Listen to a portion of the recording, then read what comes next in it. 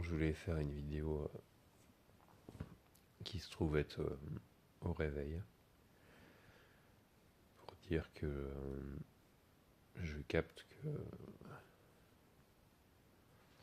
en fait c'est intéressant comment pour moi le ressenti de la vie c'est tellement central, c'est tellement ça. Et c'est marrant de voir dans quel recoin, même quelque part, l'idée de laisser faire les choses a pu m'amener à vouloir forcer un rien faire. Un rien faire qui serait une forme de d'impuissance face au fait que, en fait, je pense, on m'a demandé quand j'étais petit de d'arrêter de ressentir ou de faire en sorte de, ce qui est impossible, ça n'a aucun sens, de faire en sorte de ne pas vivre ce que tu es en train de vivre, genre colère, genre excitation, etc. Que tu sois un enfant calme, tout le temps calme, un robot. Et en fait, c'est intéressant de voir comment tout m'a amené à, à voir qu'en fait, cela qui est, c'est du ressenti en fait. Et de voir aussi que qu'il n'y a pas de différence entre, enfin, c'est simplement que, parce que je me suis beaucoup posé la question, ouais, mais si je reste avec le ressenti, le corps, en fait, je suis dans le personnage qui, machin truc. En fait, pas forcément. Parce que justement, la conscience des choses, c'est simplement qu'il y a des moments où, en fait, ça fait du bien de relâcher l'attention et du coup de quelque part laisser faire, de ne rien chercher, machin. Parce que c'est toujours pas un truc à résoudre. Mais également, ce qui se passe à un moment donné, c'est aussi de reconnaître, enfin, c'est aussi que simplement la conscience au-delà du personnage qui s'incarne en même temps, peut-être le personnage qui ressent, mais la conscience est du coup consciente des énergies, des vibrations. C'est pour ça que simplement, parfois il y a des appels en mode d'arrêter l'agir, d'arrêter ce que je suis en train de faire pour faire une pause. Euh, Parce que en fait j'ai l'intuition à l'intérieur à ce moment-là que en fait faire une pause va me permettre de mieux ressentir mon corps tout simplement et revenir à ce qui est le plus important. C'est d'abord la respiration, d'abord le ressenti, être, et ensuite l'action se crée à partir de là en fait. Et se crée d'autant mieux qu'à l'intérieur on est aligné. Et c'est fou de voir que, surtout je voulais faire vidéo parce que j'ai cru qu'il y avait une forme d'opposition. C'est fou, c'est fou, c'est fou. Que j'ai même pu avoir la quête spirituelle pour m'empêcher de ressentir ce que je ressentais. Et en même temps qu'elle m'a permis de me rapprocher de ce que je ressentais. C'est ça qui est fou, c'est genre tout en même temps. Genre qu'il n'y a aucune erreur. C'est genre, c'est si merveilleux de voir comment c'est puissant et genre, je sais pas comment dire, mais j'ai vu dernièrement Avatar 3. Et pour moi, il y a vraiment beaucoup, beaucoup de ce que je parle là et ce qu'on discute dans les trois films. Dans cette espèce de merveille que représente la symbiose de la vie. Et, et ouais, du coup, de voir que ça m'a pris la tête parce que je me disais, mais du coup, je dois faire quoi? Je dois être. Enfin, je dois être ou avoir? Je dois ressentir ou agir? C'était vraiment ça, quoi, l'opposition. Et en fait, l'un l'autre se refusionne aujourd'hui, quoi. Il y a vraiment. Il n'y a pas besoin de forcer un vide, c'est ça aussi qui est beau. Simplement, ça peut être utile d'arrêter de chercher avec la tête, mais que en fait, arrêter de chercher avec la tête n'empêche pas d'être dans le ressenti. Et d'ailleurs, c'est ce qui permet à tout moment, la présence permet en fait de se demander à tout moment où est-ce que c'est dans le corps. Et, euh, et en fait, avoir ce truc de quelque part une intelligence de la vie et une espèce de d'ultime euh, inébranlabilité. C'est-à-dire qu'en fait, il y a toujours la possibilité maintenant de faire un espèce de retournement qui permet de ne pas continuer le fil de ce qui est en train d'être vécu en tant que histoire. Parce que, en fait, en tant que ressenti, ça a le droit d'être là pour toujours. Puisqu'il n'y a pas de temps. Mais, euh, mais en fait, en tant qu'histoire, on a le droit de s'en sortir en fait à chaque instant où ça fait souffrir. Euh, et que ça nous empêche de vivre la vie qu'on est en train de vivre. Pour ces raisons de, je crois, justement de tentatives plus ou moins conscientes de s'empêcher d'être qui on est, de s'empêcher de ressentir ce qui se propose maintenant tout seul. Et là, j'ai envie de dire que ce qui se passe, c'est que en fait, le fait d'être conscient de ce qu'on ressent et de ce qui se passe de la vie, c'est hors temps. Et c'est grâce à ce hors temps qu'il peut y avoir la simultanéité. Et c'est pas un truc qu'on peut comprendre avec la tête, ça, hein. Mais c'est vraiment, je le ressens au-delà au niveau symbolique, au niveau imaginaire, au niveau inspirationnel ou inspiratif.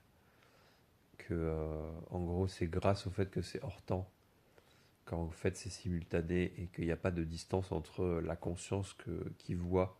C'est-à-dire qu'on est capable de dire je suis en train de constater ce que je ressens et je ne suis pas ce que je ressens en tant qu'humain. Et pourtant, il y a une simultanéité avec le fait que en fait on est exactement ça et que en fait l'objet n'existerait pas sans le sujet en fait.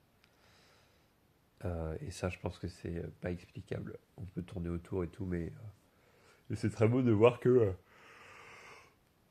j'ai l'impression que plus on croit dans le temps et plus on croit qu'il y a une distance entre soi, bah, du coup, et l'objet désiré, par exemple, bah, je l'ai pas encore, je sais pas quoi, mes vacances, la voiture, le conjoint, la conjointe, je l'ai pas encore. Et en fait, c'est vrai que j'avais entendu ça dernièrement et je trouve ça assez vrai que on crée une distance artificielle entre soi et l'objet désiré, justement en remettant du temps et en disant c'est pas tout de suite en fait. Et en fait, bah oui, après, je veux dire, quand tu es en train de penser, tu peux pas avoir tous les objets de la Terre autour de toi. Il s'agit pas de ça. Mais justement, je pense que plus on croit dans le temps et plus on cherche des objets qui sont pas nécessaires, qui sont pas obligatoires pour le bonheur en fait. Donc du coup, on cherche à s'accomplir là-dedans, alors qu'en fait, quelque part, quand on se consacre à l'instant présent, si on veut dire ça, et qu'en fait déjà on est avec ce qui se présente maintenant, et ben en fait le déroulé de ce qui a besoin d'être, bah, j'ai même envie de dire acquis en termes matériels dans la vie du quotidien, bah, en fait va arriver beaucoup mieux que si en fait on le fait depuis un espace qu'on est tendu et en fait pas aligné et c'est ouf hein, parce que je ressens encore une fois que avec cette réalisation là que cette simultanéité du fait de ressentir et d'être qu'en fait on n'est pas obligé de s'empêcher de ressentir genre être n'est justement pas un vide. C'est pour ça qu'on parle aussi de réalisation chaude, c'est le côté être est aussi un vide plein. Et en fait, être, ça veut constater. L'être, la présence veut constater. euh, Ça veut constater tout ce qui est là en fait. Et encore une fois, c'est pour ça que mystérieusement, dès que en fait on s'autorise des pauses, on s'autorise à quelque part rien faire, mais sans être obligé de rien faire non plus. C'est pas une impuissance. Parce que ça m'a beaucoup posé de questions ces derniers jours, encore une fois. Que, en gros, bah, qu'est-ce que, à un moment donné, combien de temps j'allais devoir rester à rien faire, comme si c'était une punition, en fait. Et encore une fois, c'est des conditionnements de l'enfance. Mais en fait, il ne s'agit pas de rien faire dans ce sens-là. C'est genre, agis, fais ce que tu as à faire, Et genre, oui, parfois, quand tu sens que tu es en phase de dissociation, même si c'est impossible au niveau fondamental, mais quand ça va pas, ça peut faire du bien d'arrêter une action et en fait de se demander comment ça va à l'intérieur, en fait, tout simplement. Tout simplement. Et c'est vrai que j'ai même pu croire sur la quête spirituelle que sur le chemin, que en fait me demander comment ça va, c'était à nouveau une espèce de dissociation ou une dualisation. Alors qu'en fait, la question de comment ça va, c'est tellement utile, je pense ça pour tout le monde, quelle que soit la forme de la question, mais de se poser des questions, c'est tellement sain, spécialement pour des gens à qui on a peu posé de questions quand on était enfant et dans l'éducation, parce que en fait, il n'y avait pas forcément, c'était surtout enfin, du côté militaire et côté ordre. Pas dépasser, pas faire de saute d'humeur, sinon c'était la punition. Et en fait, globalement, des parents qui sont très peu dans le l'inquiry, quoi, en anglais, le fait de poser des questions, de demander, quoi. Et c'est vrai que j'en parle pas mal à mes parents en ce moment. Mais en fait, faut se poser des questions, faut dire les choses, faut être. Justement, dans cette. Mes parents, moi, je trouve qu'ils sont beaucoup dans la fuite dans l'action, etc. Et difficulté à exprimer ce qu'ils ressentent. Et donc, la communication est souvent pas très claire à cause de ça, entre nous. Et souvent, je reviens à ça, je leur dis, mais en fait, c'est le plus important, bah, être, amour. Je leur dis pas comme ça, mais je leur dis, bah, en fait, communiquer, mettre des mots.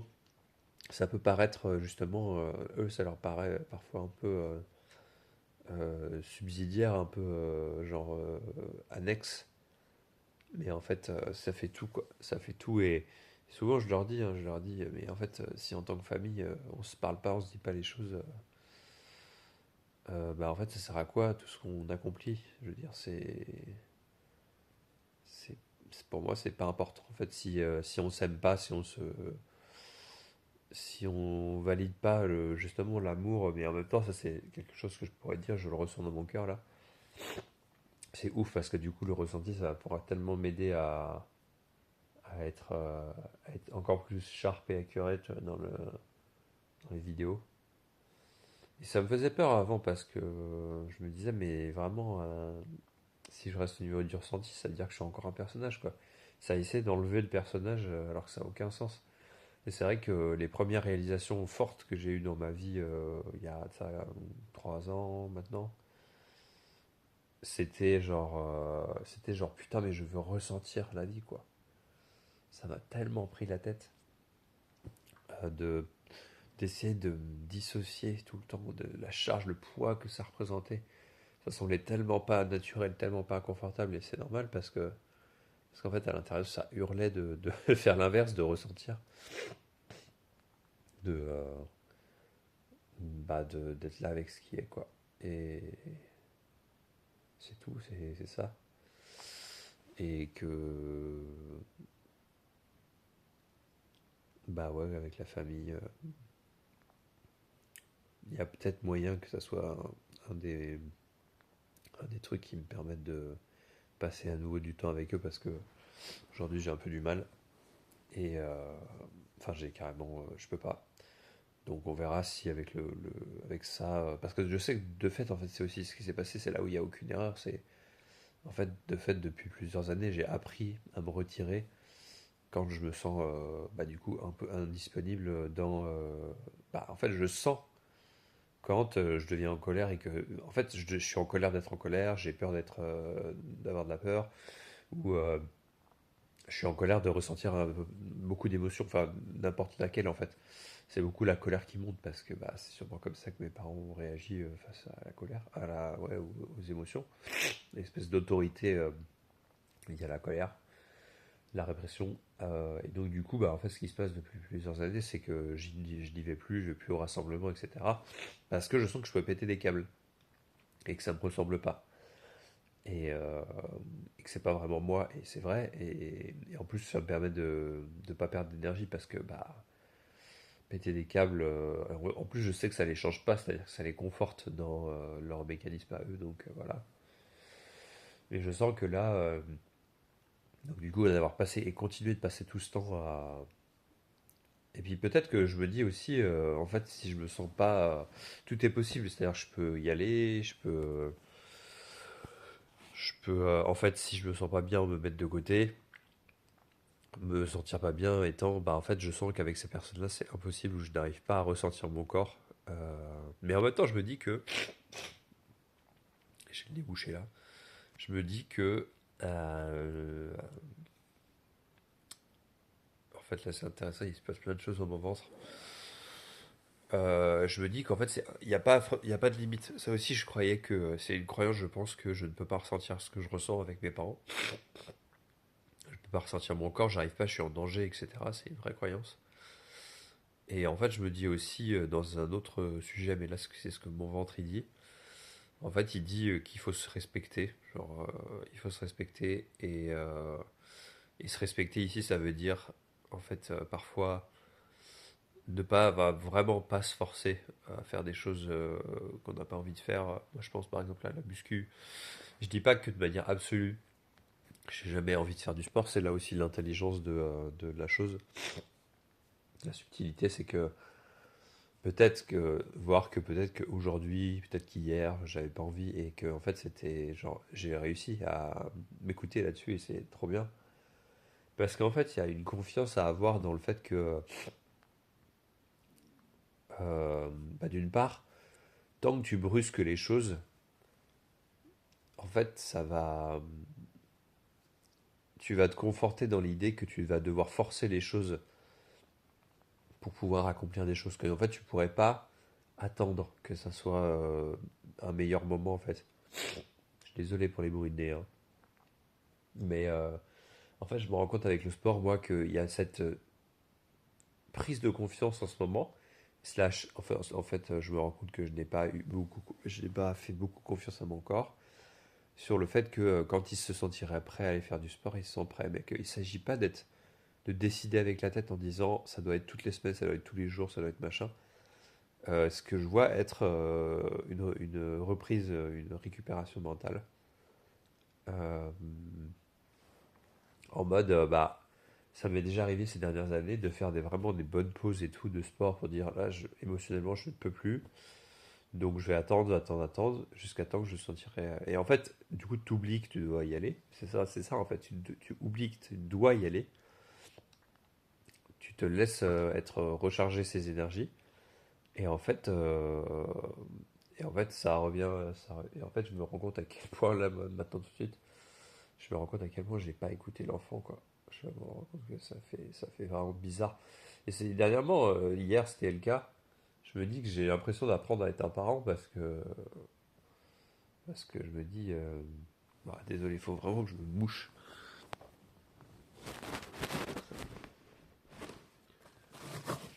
Pourquoi est-ce que oui, c'est ça.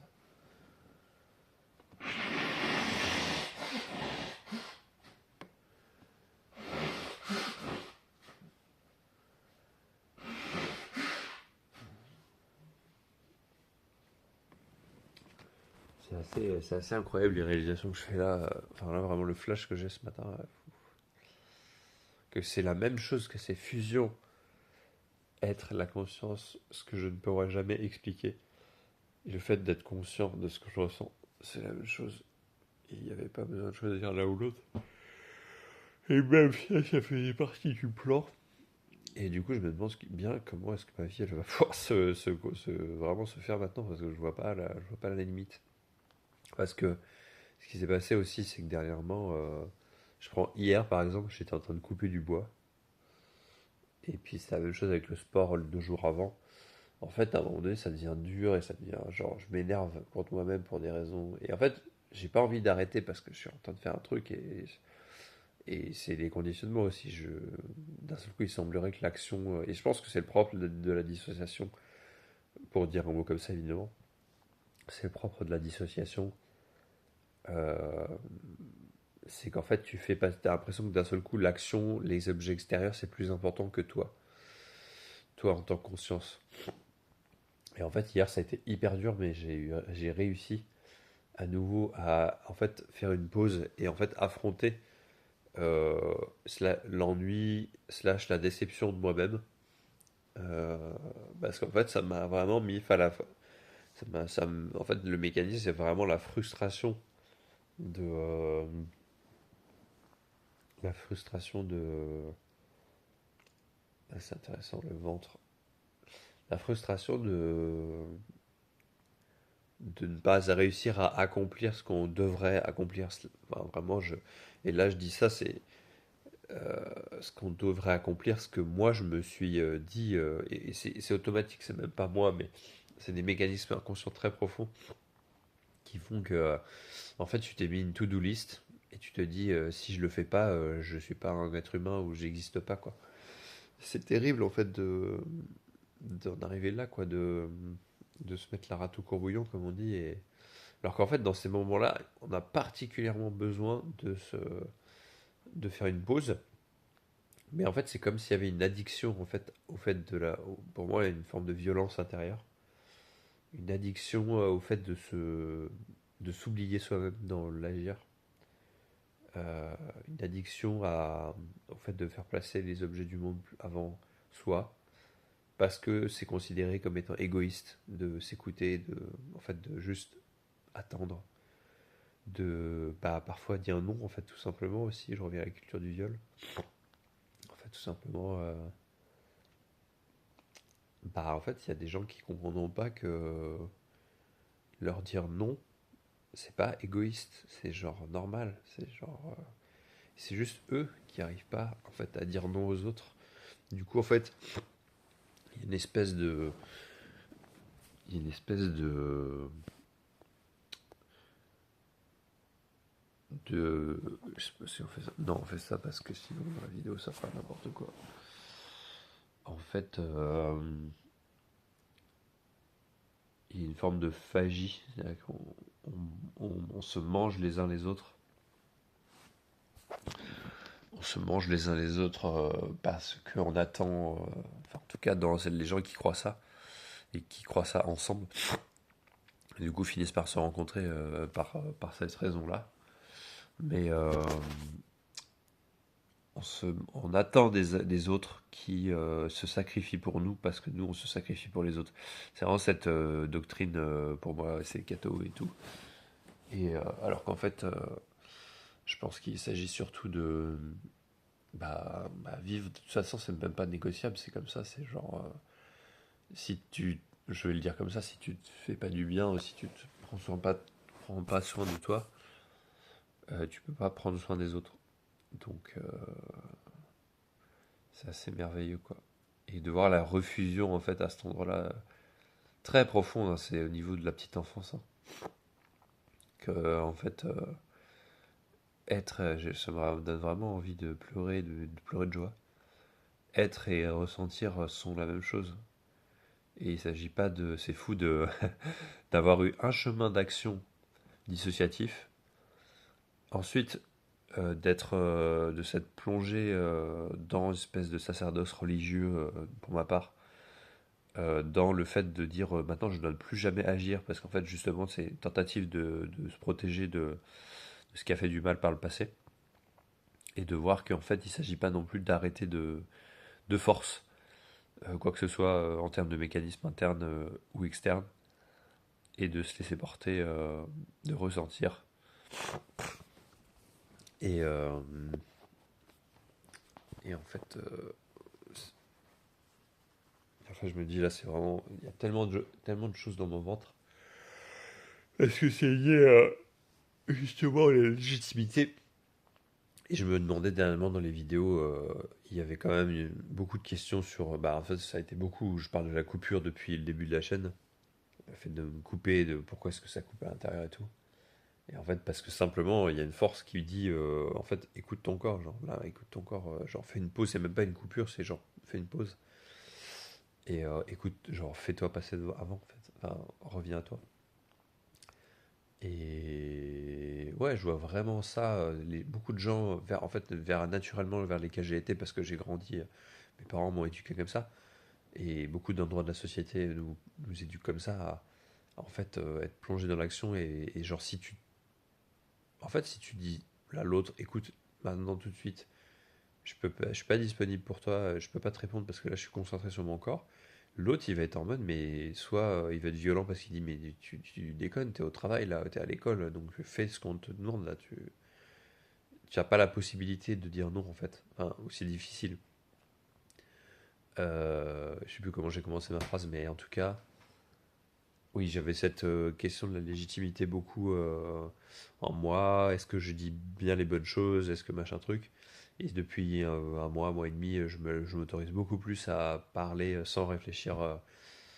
Et voilà, juste à des moments où si j'ai besoin de faire une pause parce que je suis pas sûr, bah en fait je fais une pause.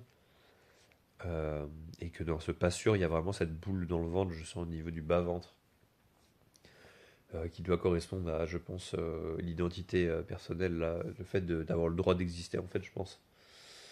Dernièrement, ça a été beaucoup au niveau du bas-ventre, au niveau de la vessie, là, et au niveau du cœur. Et c'est ça, en fait, j'étais tellement triste ces derniers jours parce que je me disais, mais c'est trop dur, en fait, de... Je veux pas arrêter d'agir parce que agir dans le monde, pour moi, ça a beaucoup, source de beaucoup de joie, de véritable aussi. Et c'est comme ça que enfin, mes parents m'ont éduqué là-dedans, donc il y a aussi de la joie là-dedans. Et, et là, ça me fait penser au fait que, en fait, avec honnêteté, je pense que j'aimerais passer Noël avec eux. Et je pense que ça va arriver. Je pense que je vais y arriver, mais faut juste que je m'autorise à me dire que, en fait, même si en fait, c'est super dur parce que les voir souffrir, les voir machin, les voir ne pas s'écouter, c'est genre, pour moi, ça m'énerve en fait. Et en même temps, bah, si ça m'énerve, bah, je peux écouter ça. Et pareil, prendre tout le temps dont j'ai besoin dans des moments dans la journée, quand je suis avec eux et tout, d'arriver à couper le cordon parce que c'est ça qui est difficile enfin, avec eux. Et c'est que, bon, d'une part, ils vont avoir du mal à sentir ce qu'ils ressentent, l'exprimer. Et après, quand on va s'engueuler parce qu'en fait, les uns les autres, on n'arrive pas à exprimer ce qu'on ressent, en fait, on va avoir du mal à couper le cordon, on va dire maintenant, en fait, là, on est dans un moment où on est en train de commencer à en fait, se dire des choses qu'on n'a pas envie de se dire parce que, enfin, je sais pas, à un moment donné, c'est vrai que, enfin, la colère, elle vient, enfin, c'est tout le temps sous forme de la colère dans ma famille parce que, euh, parce qu'en fait, c'est le seul, enfin, quelque part, c'est l'émotion ultime avec la frustration, je crois, qui a été interdite. Et donc, du coup, en fait, elle finit par exploser parce que, en fait, on n'en peut plus et que c'est le moyen de transmuter la chose à plusieurs, en fait. Donc, d'une manière aussi très beau, quoi. Donc ça peut, de ma part, ne pas être refusé ou vu comme étant un défaut. Et c'est hyper beau de découvrir ça grâce au fait de me rendre compte à nouveau que c'est fou, c'est très beau de se dire. Et en fait, ce qui m'a beaucoup bloqué, ce qui m'a fait vraiment un chemin de perte quelque part, d'oubli de ce que je ressentais, c'est qu'il y a la parole parentale qui m'a dit, mais tu peux pas faire ça toute ta vie, Loïc, en fait. Ça a été peut-être la parole la plus délétère. Et en même temps, bah, gratitude parce que j'en suis là aujourd'hui, mais et là je me dis qu'il faut que je parle à ma mère. Et du coup, c'est hyper beau de se dire que, bah, en fait, le désir que j'ai eu de connecter avec ma famille, bah, en fait, il va tout me donner parce que cette réconciliation va tout me donner, va me donner le reste. Je suis content d'avoir quelque part m'être battu et d'avoir lutté dans un sens pour exister moi dans cette famille parce que bah, en fait simplement ça va m'offrir ce que je désire dans la vie. Je sentais que tant que j'avais pas résolu la question de la famille, en fait je pouvais pas passer à autre chose dans ma vie quoi.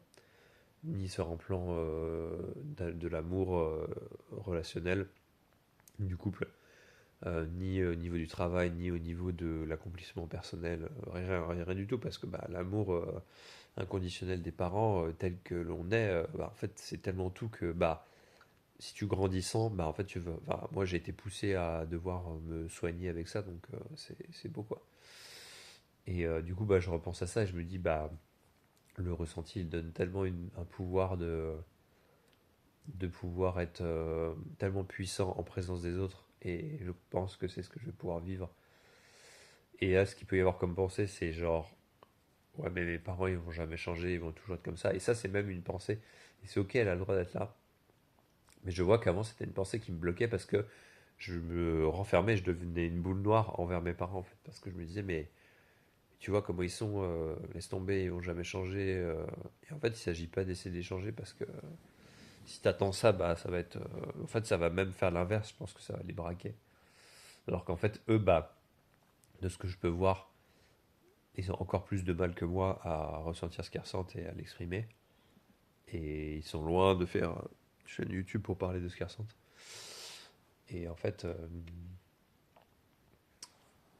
euh, bah en fait, c'est à moi, quelque part, je vois ça comme ça. C'est à moi d'être encore plus tolérant parce que je l'ai expérimenté pour moi-même. Tolérance voulant dire, bah en fait, vraiment le plus fort des silences, le plus fort, enfin, le plus fort des non, c'est le silence, quoi. C'est genre, tu continues pas. Et bah voilà, je pense que j'aurai toujours la possibilité. Je pense que c'est ça, j'ai grandi dans un environnement où en fait bah, j'étais obligé de rester dans la maison. Donc en fait j'étais vraiment, je me sentais en prison quoi. Et en fait aujourd'hui je sais que c'est plus le cas. Parce que je peux carrément me, je peux carrément m'extraire dans n'importe quelle situation, m'extraire du repas, m'extraire d'une discussion qui me plaît pas, m'extraire de partir de la maison en fait tout simplement, s'il y a besoin. Et en fait, je pense que tout va s'aligner à la fois dans le fait que je suis pas obligé d'aller les voir par pulsion de l'amour me manque, et après d'être déçu parce que je vois qu'en fait mes parents ne peuvent pas me donner l'amour que j'attends, c'est à moi de le faire. Donc je suis pas obligé d'aller dans ce sens-là, et je suis pas obligé de ne pas y aller non plus. Je suis pas obligé de me dire mais de toute façon c'est fucked up parce qu'en fait souvent là par exemple pour Noël c'est ce qui s'est passé. Genre je me suis dit ah mais non, j'y vais pas. Enfin je veux y aller parce que je suis touché. J'ai envie de partager ces énergies de l'allégresse et tout. Et en fait, ah bah non, j'y vais pas parce que ça va être trop compliqué et fuck it quoi. Donc voilà, j'arrête là.